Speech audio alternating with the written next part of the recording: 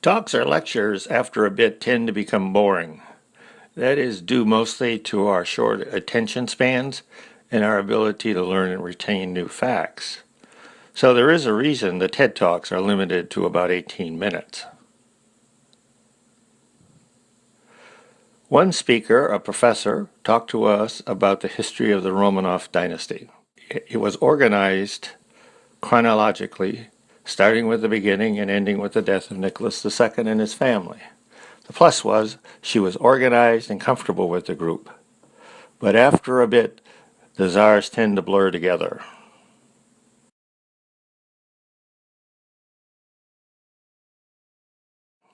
The other two speakers spoke extemporaneously. That means a lot of meanderings and false starts. Pavel was Gorbachev's principal interpreter. I suppose it was naive that he could talk about those momentous events he was witness to. Rather, what we got was a sort of socio-economic history of the Soviet Union, some of which include references to Gorbachev. Here are two excerpts of him speaking. One is the meandering part, and the other is how Gorbachev is treated. Stalin decided to co-opt the Russian Orthodox Church, and he eased the suppression of the church, and if not a blossoming of religious life, things began to change. And of course, another thing that was withdraw from the Soviet Union, to secede from the Soviet Union. They said, well, if that's the right, that's what we want. So that created an enormously difficult situation for Gorbachev, because he was the leader of the Soviet Union who was supposed to make sure that the country remains united and intact, but he wanted to keep the Soviet Union, to keep the union of these republics together by political means. The other speaker was Boris Nutkin. The program said he was a Russian TV presenter who would come and discuss politics.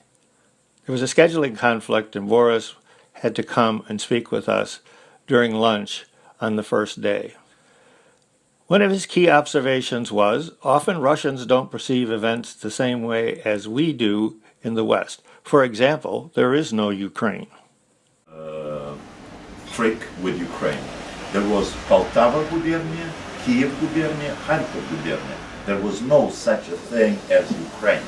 Lenin and Trotsky, in order to attract nationalist feelings, to add to the class struggle, made this artificial, from the point of view of Russian white anglers, country Ukraine. It has never, it was his other approach on a one-on-one was to note, yes, we have a problem, but so do he was you. of course an alcoholic, and this is an unpleasant thing, but it is illness. Like Roosevelt, he has his own, but alcoholism is not a moral quality. It is a sickness. Is the policy Here, of the he crime. talks about self-censorship. It is absolutely obvious. All state TV stations are controlled. There is no censorship, but they know what is the party line. And this is rather easy. Just switch on the Fox News. There was not a good word about Obama. Never. Not a single journalist will say anything good about Obama. Take CNN and look what they show about Trump. Just no Russian TV would be so much anti-Trump as CNN. Just so there, it is very easy when you. So you get a flavor and of the Boris. journalists follow these. He was a guys. former professor of rhetoric at Moscow University, so he knows all of the tricks of the trade in terms of using irony and these kind of jiu-jitsu juxtapositions. Second, it was a mealtime, and with all of the blood going to the food and not to our brain.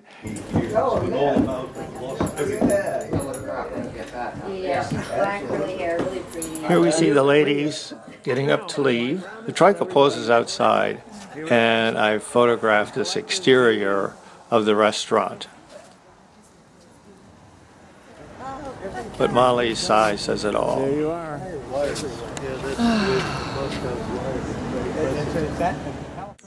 Here's his promo from his show from the 90s. Boris is a provocateur, and his introduction to the group needs to place him in that context.